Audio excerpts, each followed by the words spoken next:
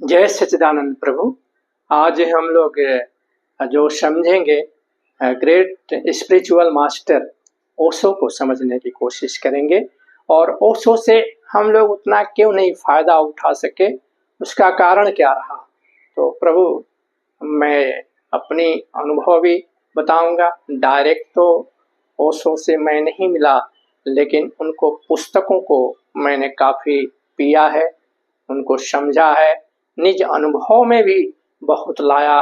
खासकर अपने ध्यान यात्रा में मैंने सीखा कि कैसे मन को अपने काम लेना है मन से, क्योंकि हमारा माइंड जो है, mind is the best servant but very bad master. तो वो मैंने सीखा कि कैसे अपने मन से उससे काम लेना है, और ध्यान में मुझे काफ़ी मदद मिली।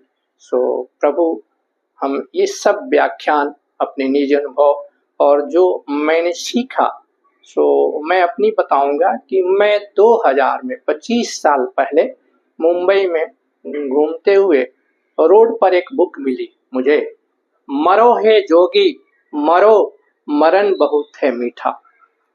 वो बुक मिली। मेरी स्पिरिचुअल जर्नी तो चाइल्डहुड से थी, बचपन से थी, और हर तरह के एंशिएंट बुक से मेरा काफ़ी लगाव था। गीता, रामायण, ये सारे उपनिषद एंड ऑल। लेकिन न्यू एज की बुक्स जो है, ओशो के बारे में बचपन में मैं सुनता था, बहुत लोग बताते थे, कुछ लोग ये भी बोलते थे कि ये सब के बारे में ये बोलते हैं, वो बोलते हैं। लेकिन जब मैं उनकी किताब जो मेरे हाथ लगी, मरो है जोगी मरो मरण है मीठा, उन्होंने व्याख्यान दिया है उसके ऊपर, तो गोरखनाथ जी के ऊपर। तो जब मैं देखा तो मुझे पता चला कि क्यों लोग भागते हैं ओशो से, क्योंकि ओशो जो है काफ़ी डीपली बात करते हैं, वो अंदर जाना पड़ेगा। हम छिछले तौर पर उनको पहचानना चाहते हैं तो वो मुश्किल है प्रभु, क्योंकि हमको भी उसी लेवल में जाना पड़ेगा। तो मैंने देखा वो पुस्तक पढ़ने के बाद कि ओशो ऐसे मास्टर हैं कि वो सीधे अहंकार पर लठ मारते हैं, चोट करते हैं। आपको देखते हैं कि आप में कितना सहन करने की शक्ति है, कितना धैर्य है। तो इसीलिए लोग भाग जाते हैं ओशो, क्योंकि बाकी लोग क्या है, वो श्रोता के अनुसार बात करेंगे कि श्रोता भाग जाएंगे, लेकिन उनको वो परवाह नहीं थी, क्योंकि वो जो है सत्य का उद्घोष करके बोलते थे कि हाँ, तुमने 50 साल जिया, बिल्कुल नहीं जिया, क्योंकि तुमने बेकार में 50 साल जिया। अब इस अहंकार को कैसे आदमी पचा सकता है। तो लोग भाग खड़े होते थे, और बचपन में भी मैं इसी तरह की सुना था कि वो सबकी शिकायत करते हैं ओशो। तो हमें क्या है कि हम में उतनी धैर्य नहीं है अपने अपने अंदर जो हमारी कमियां हैं उसको सुनने के लिए, क्योंकि अध्यात्म का पहला चिंतन तो यही है कि हमें जो है स्वदोष देखना है। जब तक हम स्वीकार नहीं करेंगे, हम दूर कैसे करेंगे। लेकिन हम तो जीवन पर जीवन अभ्यस्त है परदोष का, स्वदोष तो हमें लगता ही नहीं है। हम सब लोग सेल्फ डिक्लेयर्ड हैं कि हम तो बहुत अच्छे हैं, तो उससे प्रभु आपकी उन्नति नहीं होगी। तो मैंने ये देखा कि ओशो जो है आपके अहंकार पर सीधे वार करते हैं और आप भाग जाते हो। मैं एक मूर्तिकार का उदाहरण देना चाहूंगा। मूर्तिकार जो है, जब मूर्ति बनाना है तो जाता है पहाड़ों पर, पत्थरों का चुनाव करता है, टुकड़ा लेगा, देखेगा कि किसमें मूर्ति आ सकती है। तो देखेगा जब छेनी हथौड़ा मारता है बेकार के पत्थरों निकालने के लिए कि ताकि उसमें से मूर्ति आ जाए, उभार हो जाए, सो ज्यादातर पत्थरें टूट जाती हैं, छलनी हो भाग जाते हैं छट छट के। तो बहुत कम पत्थर मिलता है जिसमें मूर्तिकार को, जिसमें उसमें से बेकार की पत्थरों को चिजलिंग करके निकाल के हथौड़ी छेनी से, और उसमें मूर्ति उसी में रहती है। उसी तरह जो आध्यात्मिक गुरु है, जो गुरु है spiritual master, great spiritual master, वो भी अपने साधकों को यही सोचता है कि उसके अहंकार को थोड़ा नॉक डाउन किया जाए कि वो उसमें कितनी सहन शक्ति है, कितनी धैर्य है। जैसे मूर्तिकार पहचानता है कि इस पत्थर में से मूर्ति निकलेगी, क्योंकि जब हम चिजलिंग हथौड़ा मारते हैं तो बेकार के ही पत्थर हैं, लेकिन हम अपने अंदर जो भरा हुआ बेकार की चीजों को, तो उसको तो हम संपदा समझ के रखे हैं, है तो विपदा, लेकिन हमको दिखता है कि ये हमारी संपदा है। तो उससे मैं समझा कि भाई ओशो को समझना इसलिए मुश्किल है क्योंकि वो हर चीज को जो है काफी अंदर तक जाते हैं, छिछलापन से आप नहीं समझ पाएंगे। तो और दूसरी क्या रहती थी कि जब भी ओशो जो बात करते थे, ठीक है, खुलेआम वो काम से बात करते थे, क्योंकि हमारी पहली सीढ़ी काम ही है, लेकिन वो लास्ट जो उनका गंतव्य रहता था, डेस्टिनेशन, वो राम तक, काम से राम तक। काम पहली सीढ़ी है और राम अंतिम सीढ़ी है, उसी से वो चालू करते थे। क्योंकि हमारे मन में ज्यादातर वो भरा हुआ है, हम नहीं समझ पाते हैं, क्योंकि जन्म जन्मों का ही हमारा काम वासना तो जाती नहीं है, वो भरी रहती है। उसका कारण भी है क्योंकि हम जन्मों जन्मों से विरोध करते हैं, और जिस चीज का आप विरोध कीजिएगा जीवन पर्यंत आपकी पीछा नहीं छोड़ने वाली है। तो उसको लोग जो है काम गुरु का टैग दे दिए। ओशो जैसा, ओशो रजनीश जैसा जो ओशनिक थॉट रखते थे, तो ओशो को होने के लिए हमें औशनिक होना पड़ेगा, हम संकीर्णता में नहीं कर सकते हैं, हम तो एक्सपेंसिव मोड में जीना पड़ेगा, तभी हम समझ सकते हैं। तो इसके लिए भागे, और हम लोग नहीं समझ पाए कि ओशो क्या कहना चाहते हैं, कि जो आपके अंदर भरा है पहले उसको खाली करो। जब तक एक ग्लास अगर कचरा पानी वाला है, जब तक हम अच्छे पानी डालेंगे, जब तक वो निकल नहीं जाएगा तो कुछ फायदा नहीं है। तो हम जो है उसको हम संपदा समझ के पकड़े रहते हैं। तो ओशो इतने क्रांतिकारी उनके वचन थे, इतने बुक्स थे। अभी इतना मानना पड़ेगा, 460 किताबें लिखी, किस पर नहीं वो व्याख्यान दिए, हर मास्टर के ऊपर व्याख्यान दिए। तो सबसे ज्यादा ओशो ने तो किसी को छोड़ा भी नहीं कि अध्यात्म जगत में आप लिखो, सारा चीज उन्होंने लिख डाला। सबसे ज्यादा वो एक तो व्यास जी थे हमारे ऋषि, कि सब चीज का वो विस्तार किए, और न्यू एज में ओशो आए, ये नए युग के वेद व्यास हुए। वेद व्यास जी ने सारा महाभारत, वेद, पुराण, उपनिषद सबका जो है वो विस्तार किए, इसलिए नाम उनका वेद व्यास। व्यास माने विस्तार, समास माने संक्षिप्त को बोलते हैं। तो न्यू एज के जो है ओशो, वो वेद व्यास थे कि सारा चीज का विस्तार किए समाज। लेकिन आपके पास जितनी पात्रता है उतना ही आप ले सकते हो।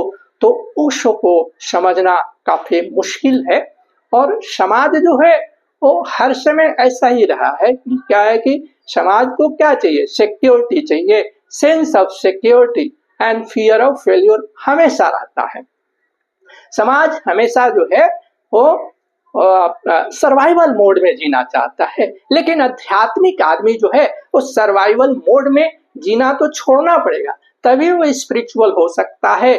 क्योंकि जब आप सर्वाइवल मोड में क्या है कि भाई हमने 2 बेडरूम का रूम ले लिया, बीवी बच्चे हो गए, पढ़ गए, इंजीनियर डॉक्टर बन गए, लेकिन आपको अध्यात्म जगत में जाना है, तो ये सब सुरक्षा तो चलो वो सब मिलेगा, लेकिन वो फियर से निकलो, क्योंकि सब जो काम कर रहे हैं वही आप काम करोगे, तो उसमें आपको स्पिरिचुअलिटी में उन्नति नहीं मिलेगी। हाँ, आप बैलेंस करो भौतिक जीवन को और स्पिरिचुअल जीवन को, लेकिन नेग्लेक्ट मत करो। हम एकदम सर्वाइवल मोड, मटेरियल वर्ड्स में ही जीना चाहते हैं, तो हमें ये 2 चीज से निकलना पड़ेगा प्रभु, सेंस ऑफ सिक्योरिटी एंड आपको फियर ऑफ फेल्योर। यही जो है आपके मटेरियल लाइफ का भी सबसे बड़ा ब्लॉक है, और स्पिरिचुअल लाइफ का। हम गीता पर देखते हैं, गीता का 16वां अध्याय जो दैवी संपदा और आसुरी संपदा पर भगवान कृष्ण ने जो प्रकाश डाले हैं, तो पहला श्लोक में सबसे पहला जो गुण आया है वो दैवी संपदा का अभय।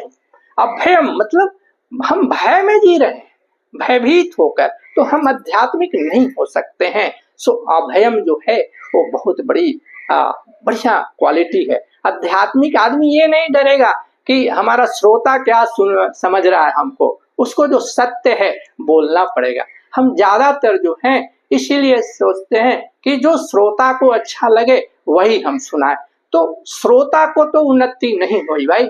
आप जो है उसको सीधे बताओ कि भाई ये गलत है तो गलत बोलो।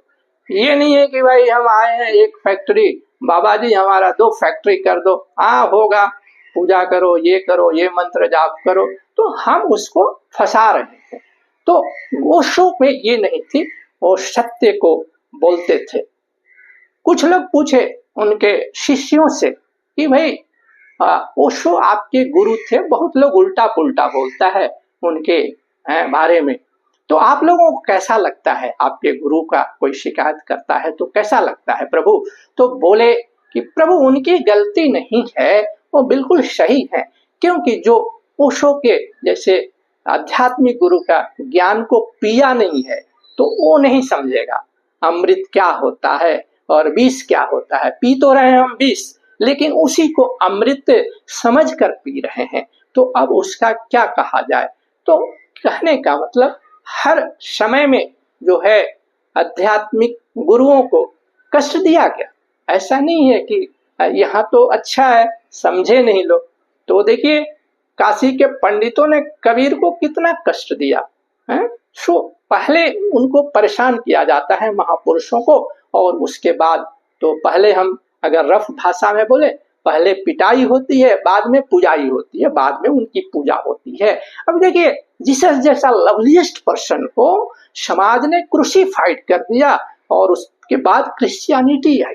तो ये हर महापुरुषों के साथ हुआ, क्योंकि उनके जाने के बाद उनकी ज्ञान को लोग 1000 साल के बाद समझ में आती है, क्योंकि प्रज्ञा में अंतर है। उन महापुरुषों की प्रज्ञा और हमारी प्रज्ञा तो बहुत देर हो जाती है, जो कि आगे निकल जाते हैं। तो इस तरह का हम गुरुओं का देखते हैं कि हर समय समाज यही रहा है।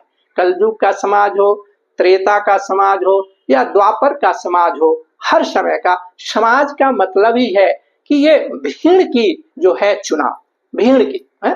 तो वो आध्यात्मिक जो है हर समय में गिनती पर रहते हैं, त्रेता हो या द्वापर हो, जो कि जीवन मुक्त होकर जीता है। समाज चाहिए, ये मैं नहीं बोल रहा हूँ, लेकिन समाज की जो डर है, फियर ऑफ फेल्योर और sense of security, survival mode ही उससे ऊपर नहीं जाना चाहता है। तो जो आध्यात्मिक में जाना चाहता है उसको पहली क्वालिटी अभयम गीता में जो बोला गया। अब देखिए, और ओशो काफी क्रांतिकारी विचार के थे कि भाई आप जो समझो, हमें जो बोलना है हम बोलेंगे। तो इतना विस्तार करने वाले, अभी 460 पुस्तक लिखना, ये भी अपने आप में बड़ी अद्भुत चीज है।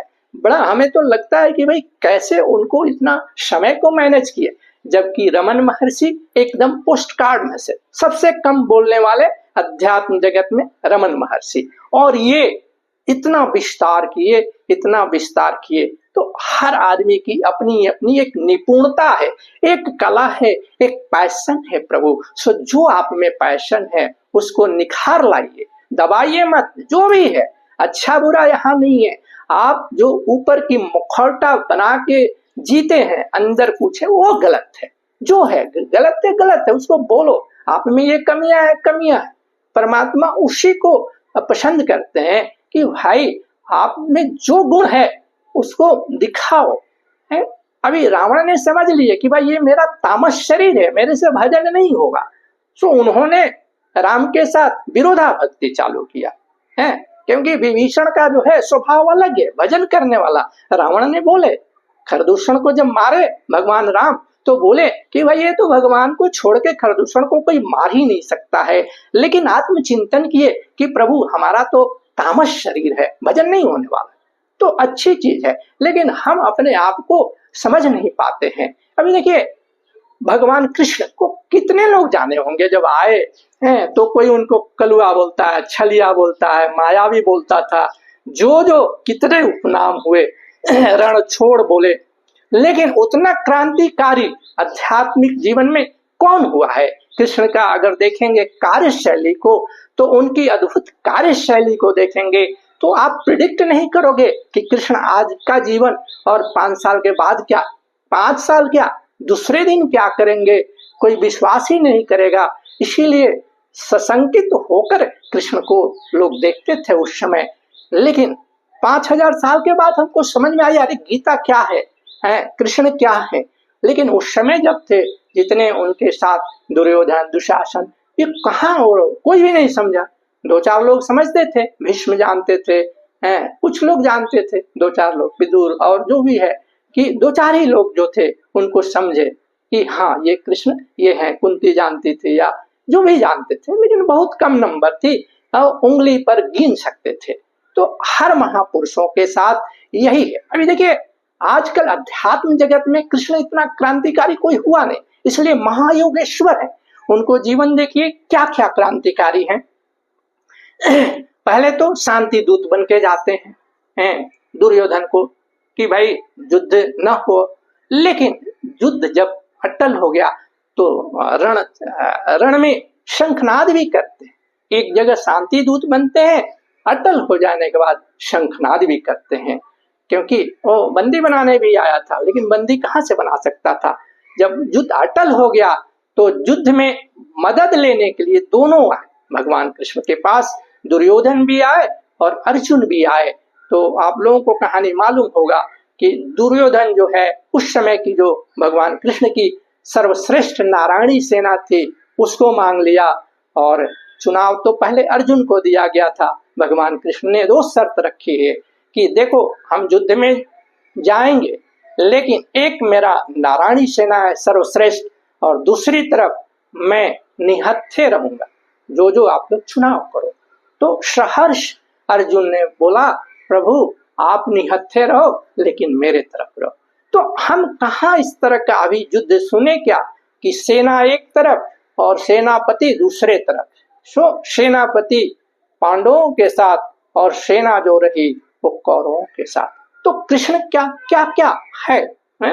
कभी वो जो यमन देश के राजा को चैलेंज वो दिया था कि भाई हमारे साथ युद्ध करने वाला कोई नहीं है भारतवर्ष या कोई भी देश में, तो उन्होंने चुनौती को स्वीकार किया, और जब चुनौती को स्वीकार किया तो भारतवर्ष में आया यमन देश का राजा। लेकिन कृष्ण जानते थे इसकी मृत्यु मेरे द्वारा नहीं है, इसलिए प्रकृति के खेल में हस्तक्षेप नहीं किए, और उसको जिससे मरना था वहां पहुंचाकर रण छोड़ को चले गए, रण को छोड़कर भागे। तो वहां नाम आया रण छोड़। एक तरफ चैलेंज देते हैं और फिर रण, उनको ये फिक्र नहीं है कि लोग क्या कहेगा, नो ये नहीं है। तो प्रभु ऐसी ऐसी लीलाएं होती है, आप कैसे प्रिडिक्ट करोगे, आप कैसे कृष्ण जैसे लोगों को बिलीव करोगे कि बोलेंगे कुछ, संकल्प करेंगे और संकल्पों को भी तोड़ देते हैं। तो बड़ा मुश्किल हो जाता है ऐसे आध्यात्मिक आदमी को, क्योंकि वो क्षण क्षण में जी रहे हैं। ऐसा नहीं है कि हमारी 50 साल की जीवन एक ही जैसी, नहीं, अगला पल क्या होगा। आध्यात्मिक आदमी वो अलग सोचता है, उसकी कार्यशैली अलग होती है। उन्होंने संकल्प किया कि मैं युद्ध में, महाभारत के युद्ध में हथियार नहीं उठाऊंगा, लेकिन जब अर्जुन तैयार नहीं हो रहा था युद्ध करने के लिए, तो उन्होंने रथ के पहिए को उठा लिया और भीष्म के तरफ दिखाया और सब कि अर्जुन तुम अगर नहीं बाण चलाओगे तो मैं सब आताताइयों को मार देगा। तो अभी देखिए, उनको ये चिंता नहीं है कि हमारे संकल्पों को क्या होगा। तो अब इन संकल्पों का तोड़ने का भी लक्ष्य था कि अर्जुन को तैयार करना था और भीष्म को सीख देना था कि भीष्म आप अपने कुल वधु का जो चीरहरण हो रहा था, आप अपने संकल्पों के साथ रहे, लेकिन वहां विरोध नहीं किए। तो वो सिखाना था, सीख देना था। और वो भी भक्त थे, बोले थे कि प्रभु हम आपका हथियार उठवा के छोड़ेंगे, दोनों था। तो अपने संकल्पों को तोड़ते हैं वहां पर, तो आप कैसे कृष्ण जैसे लोगों पर विश्वास करेंगे। लेकिन है महायोगेश्वर, इतना आध्यात्मिक आदमी, क्योंकि वो दूसरे का प्रतिक्रिया का वो उनका कोई चिंता नहीं है, क्या कौन बोलता है। आगे बढ़िए उनके कृष्ण शैली पर। तो अपने स्वयं रुक्मिणी का अपहरण करके लाते हैं और शादी करते हैं, और अपने बहन का वो अपने खुद अपहरण करा देते हैं, अर्जुन से शादी कराते हैं। गोपियों का वस्त्र जो है मनोरंजन में चुराते हैं, और जरूरत पड़ती है तो द्रौपदी को अंत न होने वाला वस्त्र देते हैं, अनएंडिंग वस्त्र देते हैं। तो प्रभु हर जो भी आध्यात्मिक आदमी है वो क्रांतिकारी होता है, क्रांतिकारी होता है। सो अभी देखिए, जिस महासभा में उनको पुरुषोत्तम घोषित किया गया, कृष्ण जो है पत्तल उठा रहे हैं, जूठन पत्तल सबका। सो ये है प्रभु इंद्र की पूजा जो है बंद कराते हैं और गोवर्धन की पूजा चालू कराते हैं, और खुद अपने द्वारका जो हीरो से बना था उसको डुबो देते हैं अंतिम समय में। तो जो भी ग्रेट मास्टर है ना, वो क्रांतिकारी होता है, वो आपको सर्वाइवल मोड में नहीं देगा प्रभु। तो ओशो को समझने के लिए हमें ओशनिक होना पड़ेगा। हम संकीर्ण मानसिकता से नहीं हम समझ सकते हैं, एक्सपेंसिव मोड में होना पड़ेगा, लेकिन हम कॉन्ट्रैक्शन मोड में रहते हैं। हर चीज संकीर्णता, हर चीज संकीर्णता। सो प्रभु हाँ, और मैं प्रभु समझ भूल गया, मैं ओशो की पहली किताब तो पढ़ी, मरो हे जोगी मरो, मरण बहुत है मीठा। इसके बाद मैं और भी 8-10-15 बुक्स पढ़े। इसके बाद मैंने जो अंतिम अभी तक जो पढ़ा उनकी महागीता अष्टावक्र का, अष्टावक्र और एक्सप्लेन किए ये ओशो। तो वो MP3 वर्जन में उन्होंने दिया था। वैसे अष्टावक्र गीता में 298 श्लोका है, 298 और 20 अध्याय में है, लेकिन ओशो ने उसको MP3 में मैं प्रभु सुना था 5-6 साल पहले, लेटेस्ट भी फिर उसको रिपीट 2-3 बार मैंने सुना। तो उसमें अष्टावक्र गीता में वो जो है वो 86 चैप्टर में MP3 का एक करीब 3-3 घंटे का मैंने श्रवण किया, तो देखा कि अष्टावक्र गीता में ओशो की जितनी बुक का है सब चीज उसमें मिल जाता है समराइज उसमें। तो मुझे अच्छा लगा कि मैंने वो ग्रंथ पढ़ा, तो ओशो की बाकी पुस्तकें पढ़ने की जरूरत नहीं पड़ी, क्योंकि वो जो 86 जो खंड में उन्होंने MP3 मैंने मोबाइल से देखा और उसको 2-3 बार मैंने सुना, तो देखा कि वो क्या ज्ञान है। महागीता तो ज्ञान कांडी है, उसमें क्या भक्ति योग और बाकी ज्ञान नहीं है। वो महा अष्टावक्र गीता तो बोलता है कि गुरु भी बाधक है तुम्हारे आध्यात्मिक यात्रा में। आई थिंक 18वां 17वां अध्याय वहां महागीता अष्टावक्र गीता। लेकिन वहां जो है साधक भी राजा जनक जैसे तैयार है। अर्जुन को तो मुश्किल से लाना पड़ा, समझाना पड़ेगा कि तुम आत्मा हो। वहां तो एकदम लाइटनिंग स्पीड से जनक तैयार थे। सो प्रभु ओशो को जानने के लिए ओशनिक होना पड़ेगा, तभी जब आप उनके ज्ञान को पियोगे तब समझेगा। काम गुरु का टैग देने से वो नहीं होगा, क्योंकि वो काम इसलिए पहली सीढ़ी को लेके आपको राम तक पहुंचाना चाहते हैं। काम बुरा नहीं है। काम कैसे बुरा है? काम अगर बुरा रहता तो हम आप लोग कैसे बातचीत करते हैं? सो प्रभु इसको सब चीज सकारात्मक ले, और ओशो का जो टीचिंग है, जो लेसन हमें लेना चाहिए। तो मैं सोचा 2-3 दिन से सोच रहा था क्यों ना ओशो जैसा ग्रेट मास्टर के ऊपर मुझे बोलने का मौका मिले, तो मैंने बोला है। जय सच्चिदानंद। और मेरी जो अंतिम स्लोगन रहती है, प्रभु ध्यान से जुड़े आप लोग और धरती को स्वर्ग बनाए। और सबसे सरल ध्यान जो है आना पाना सती ध्यान है, जिसमें कुछ करना नहीं, आंख बंद करो, अपनी सहज श्वास को महसूस करो, बस। तो जुड़े प्रभु और धरती को स्वर्ग बनाए, क्योंकि जो धरती के रहवासी हैं, जो उनकी फ्रीक्वेंसी है, जो उनकी ऊर्जा है, वही ऊर्जा हमारी धरती माँ का होगी। तो हमारे सबका उत्तरदायित्व है कि हम क्यों न अपने धरती माता के ऊर्जा को बढ़ाएं। जय सच्चिदानंद प्रभु, जय सच्चिदानंद।